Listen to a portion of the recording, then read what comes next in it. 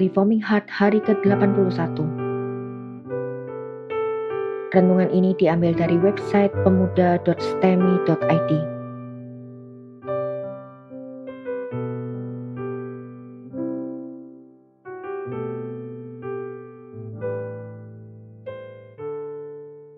Tema renungan hari ini adalah Salomo, Hakim yang Adil. Mari kita membaca Alkitab diambil dari 1 Raja-Raja pasal 2 ayat 13-46. Demikian bunyi firman Tuhan. Tindakan-tindakan Salomo untuk mengokohkan tahtanya. Pada suatu hari, Adonia, anak Hagit, masuk menghadap Batsheba, ibu Salomo. Lalu perempuan itu berkata, "Apakah engkau datang dengan maksud damai?" Jawabnya, "Ya, damai." Kemudian katanya, "Ada sesuatu yang hendak kukatakan kepadamu." Jawab perempuan itu, "Katakanlah."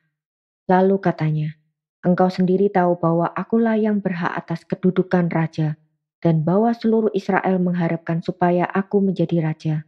Tetapi sebaliknya, kedudukan raja jatuh kepada adikku, sebab dari Tuhanlah ia mendapatnya. Dan sekarang satu permintaan saja kusampaikan kepadamu. Janganlah tolak permintaanku." Jawab perempuan itu kepadanya, "Katakanlah."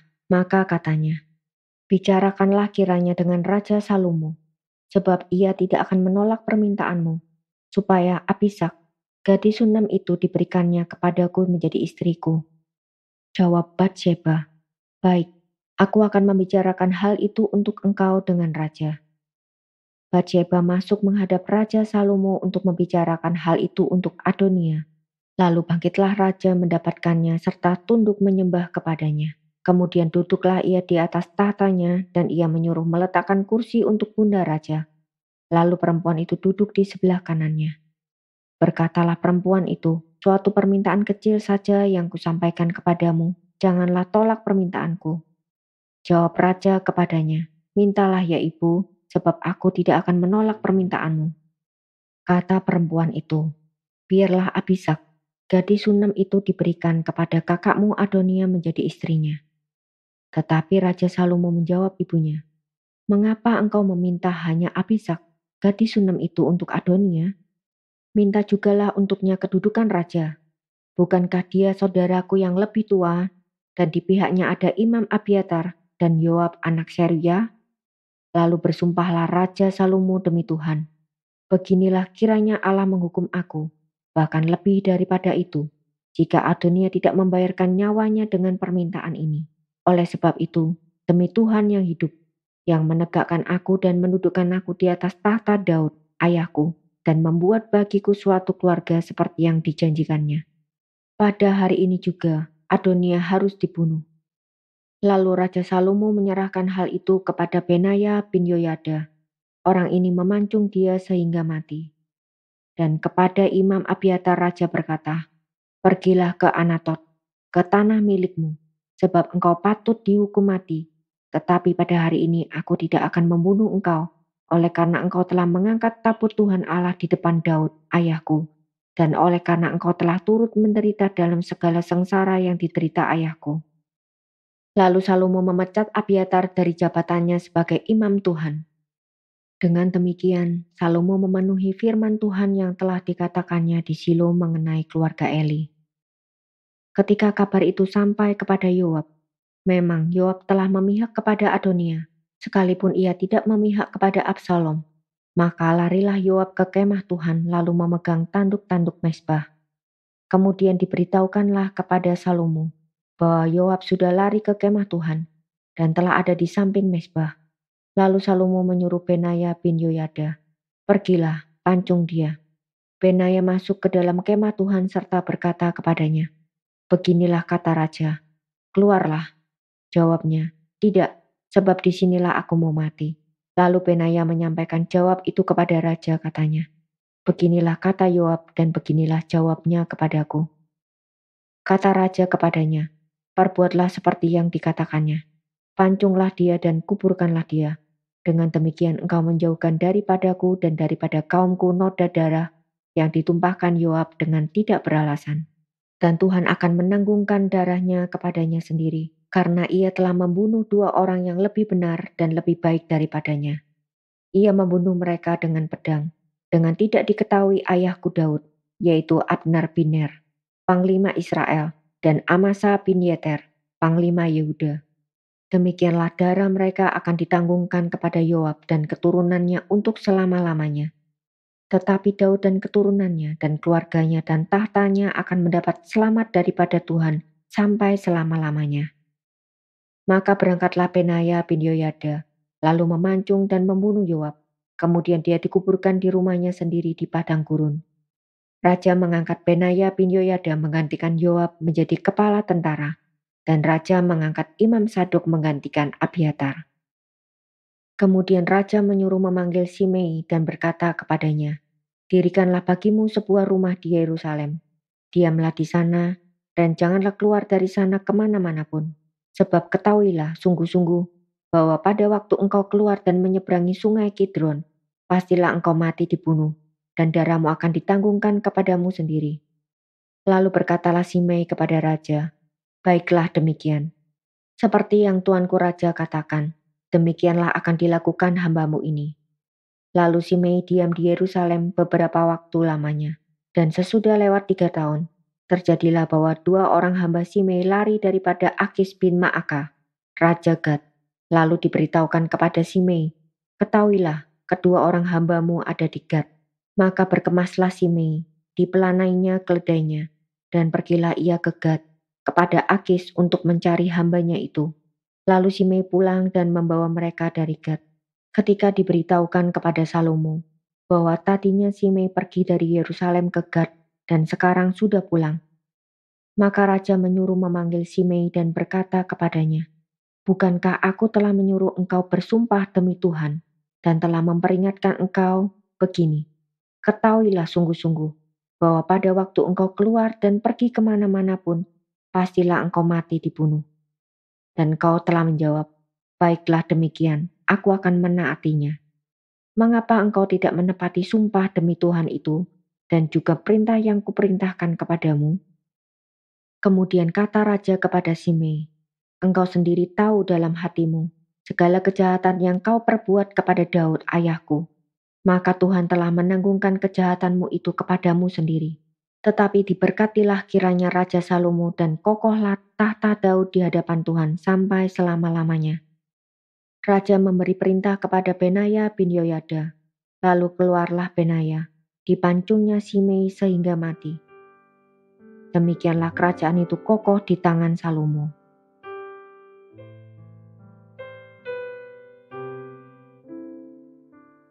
Bagian ini menggambarkan tindakan adil Salomo dalam mengokohkan kerajaannya. Dia telah mendengar nasihat dari Daud untuk bertindak menghukum Simei dan Yoab.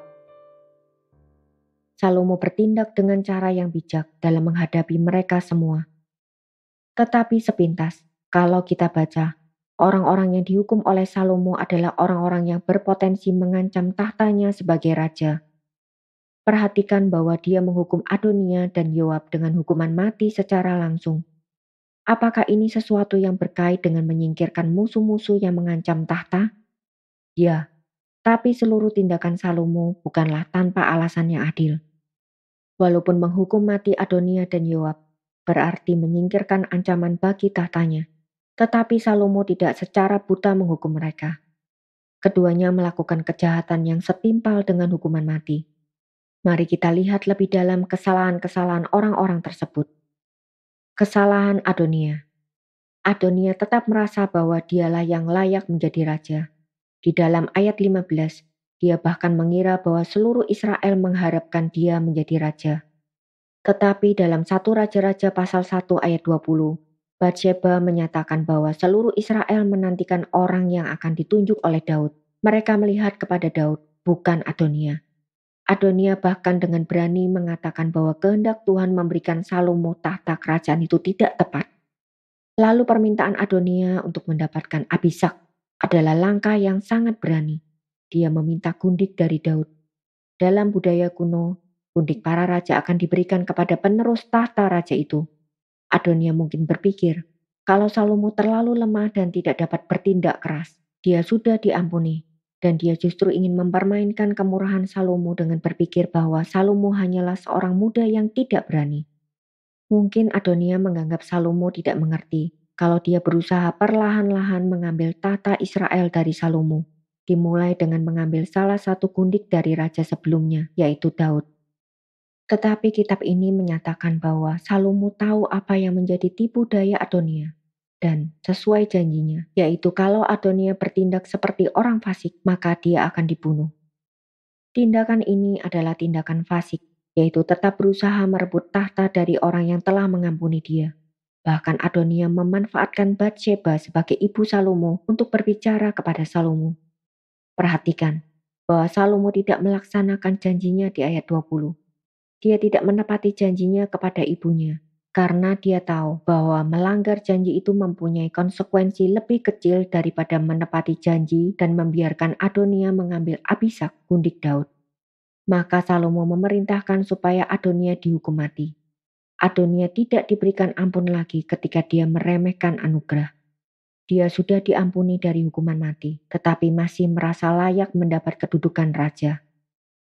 Orang yang tidak sadar kalau dosanya sangat besar, diberikan pengampunan pun akan dianggap hal yang biasa.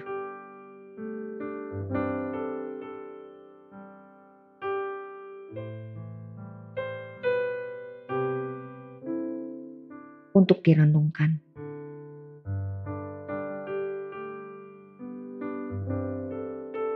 Kiranya Tuhan tidak membiarkan kita di dalam kedegilan hati kita.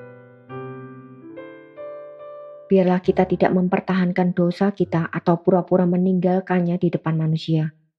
Biarlah kita dapat sungguh-sungguh berubah. Sebab jika kita tidak merasa diri berdosa, tetapi hanya mengakui dosanya karena orang-orang di sekitar kita mengatakan kita berdosa, maka kita tidak akan pernah merasa adil jika hukuman menimpa kita. Kita akan menjadi orang bebal seperti Adonia yang tetap berusaha melakukan apa yang dilarang. Begitu juga jika kita hanya menjadi orang yang memahami apa itu dosa, tetapi tidak memahami bahwa kehidupan kita harus dibawa sejauh-jauhnya dari dosa. Maka kita akan menjadi orang yang sama bebalnya dengan Adonia. Dan juga jika kita tidak mengerti anugerah, kita menghina kesempatan yang diberikan oleh Tuhan. Maka kita telah menjadi bebal sama seperti Adonia. Adonia tidak dihukum mati karena pengkhianatannya, tetapi dia justru menghina pengampunan itu dengan menganggap bahwa yang memberi ampunan adalah orang lemah yang gampang diatur. Bagaimana dengan kita? Jika kita sudah berdosa tetapi tidak dihukum karena dosa-dosa kita, akankah kita meremehkan anugerah pengampunan itu? Sama seperti Adonia meremehkan pengampunan Salomo?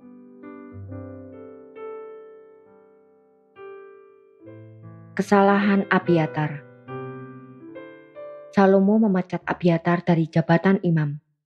Ayat 20 mengatakan bahwa ini adalah penggenapan nubuat Tuhan mengenai keluarga Eli. Abiatar adalah keturunan Eli yang terakhir yang menjabat sebagai imam. Setelah Abiatar, jabatan imam jatuh ke tangan Sadok. Kesalahan Abiatar adalah karena dia tidak mengikuti Tuhan dalam menantikan raja yang berikutnya. Dia tidak menantikan waktu Tuhan sebelum memutuskan siapa yang harus mendapatkan kesetiaannya. Tetapi, walaupun sebenarnya dia layak dihukum mati karena pengkhianatan, Salomo tidak membunuh dia. Salomo mengasingkan dia ke Anatot dan memecat dia dari jabatan imam. Untuk direnungkan. Salomo memecat Imam Abiatar, walaupun dia telah ikut Daud sejak awalnya. Dia telah menjadi pengikut Daud sejak mula-mula, tetapi dia harus kehilangan jabatannya karena tidak menunggu raja yang sah. Jika seorang imam yang dengan setia mengikuti Daud sekarang bersalah karena satu ketidaksetiaan ini, marilah kita juga menjadi gentar. Biarlah kita tidak membanggakan jasa atau pelayanan yang telah dilakukan pada masa yang lampau. Yang terdahulu akan menjadi yang terakhir, demikian dikatakan Tuhan Yesus. Seperti ditulis di dalam Injil Matius pasal 20 ayat 16. Karena itu biarlah kita berusaha mengejar hidup yang setia mengikut Tuhan. tidak berpatokan di masa lalu, tetapi setiap hari mengejar untuk mengikut Tuhan. Kesalahan Yoab. Meskipun Yoab termasuk dalam orang yang melakukan kesepakatan dengan Adonia, alasan Salomo menghukum dia tetaplah karena pembunuhan yang dilakukan oleh Yoab.